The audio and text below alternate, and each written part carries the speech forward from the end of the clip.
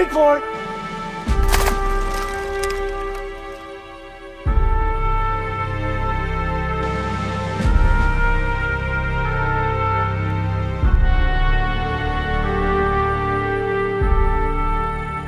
Corporal Atwell died on the field of honor, sir. Private Haynes, Private Jefferson, Private McDowell, Private Stannard died on the field of honor, sir.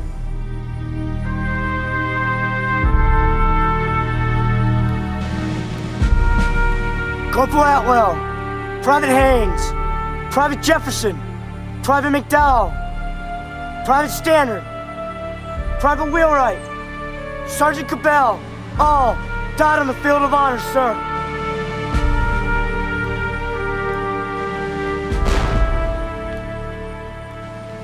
American culture after 1860 was dominated by two vast images apart from that of nature. One was the Civil War, the other the machine, and both were deeply linked.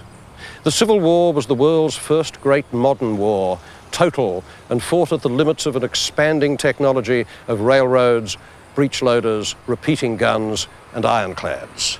It seemed to run of its own accord, a thing with its own will, swallowing the men in blue and grey as a furnace swallows coal. In the end, it killed more than 600,000 young men. It was America's Iliad. It was America's Holocaust. And it changed the country forever.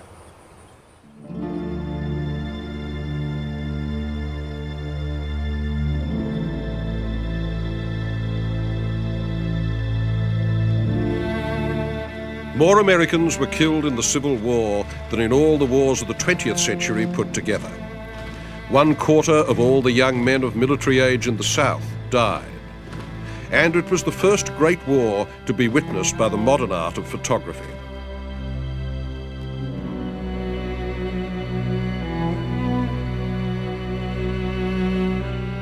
The work of Matthew Brady and other photographers changed people's idea of war, as television would a century later during Vietnam.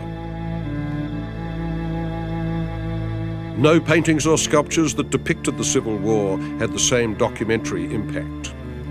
Brady sometimes rearranged the corpses, but their awful pathos, their total contradiction of the noble image of the dead warrior, belonged to photography alone.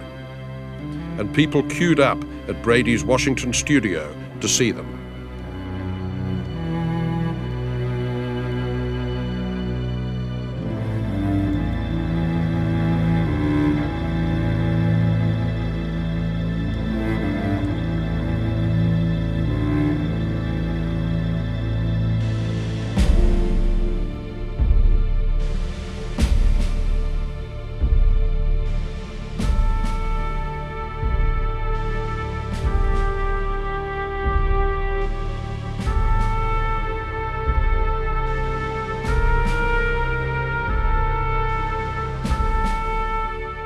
The monuments came later. The finest of them was finished 32 years after the South surrendered. It stands on Boston Common, and it commemorates Robert Shaw, commander of the Union's 54th Regiment of the Massachusetts Infantry, whose rank and file were all black volunteers, some of them former slaves. They were killed almost to the last man and buried in a mass grave after an assault on a fort in South Carolina.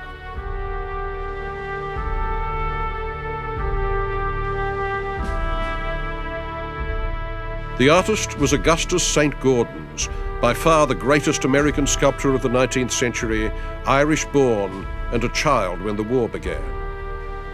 His whole visual imagination was soaked in the language of the Italian Renaissance, and this is an American battle frieze, with the hero on horseback, but the other heroes on foot.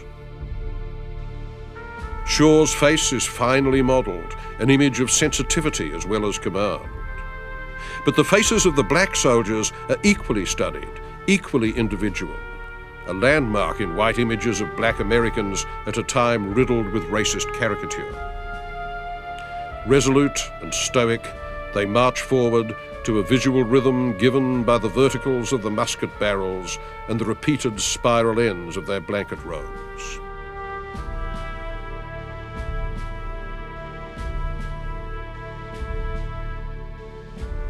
This has to be the most intensely felt image of military commemoration made by an American. O grave, where is thy victory?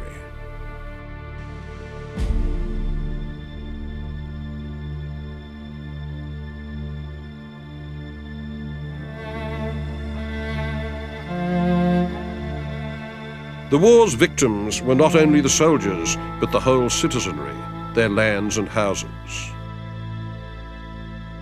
The ruined white columns of Tara would become metaphors of the ruined white body of the South itself.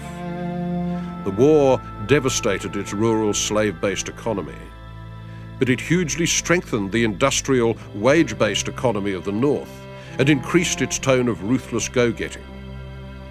And the psychic wounds of the war have never entirely healed. Even today, many Southerners think of their ancestors as cavaliers defeated by machines and greedy northern carpetbaggers. The archetypal cavalier was General Robert E. Lee, whose tomb in Lexington, Virginia, remains a shrine of pilgrimage. General Lee was the epitome of a Southern gentleman. You can almost still feel his presence around here, and even in around the surrounding countryside. It's amazing. I wish today's youth had people that they could admire, like we admire General Lee.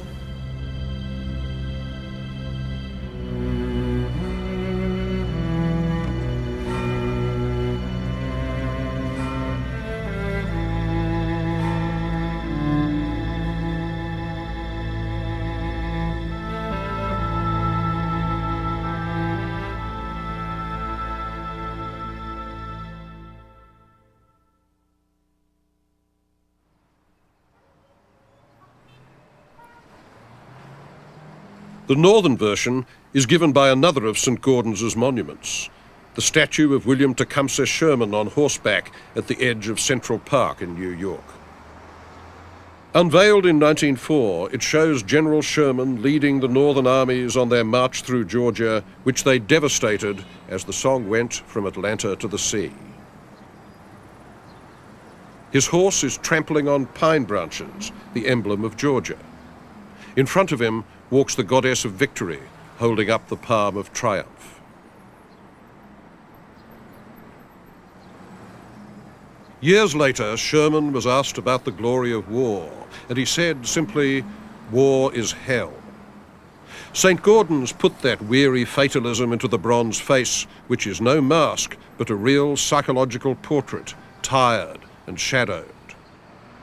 And then he covered the face, the man, the horse, and the goddess with 18-karat gold leaf. "Here in the north," the gold said, "we have all the money now." This was the real meaning of victory to northerners looking back from 1904 to 1865. It had begun America's Gilded Age. The story goes that in the 1920s, an old Southern belle who remembered the Civil War only too distinctly from her childhood was staying at the plaza across the way, and she took her grandniece to see the hated Sherman. "Take a look at that, Polly," she said. "Isn't that just like a damn Yankee making the lady walk?"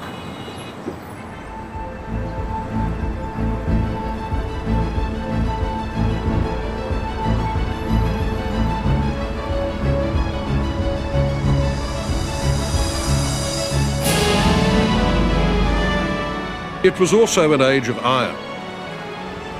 The wealth was created in places like these, now deserted, at Troy in New York, where the horseshoes and cannon and uniforms for the Civil War were made. From the 1860s on, America's industrial and technical prowess exploded. America could invent anything, manufacture it in limitless quantities, solve any problem. The culture hero was the engineer, the builder of bridges, the creator of machines extolled by the poet Walt Whitman.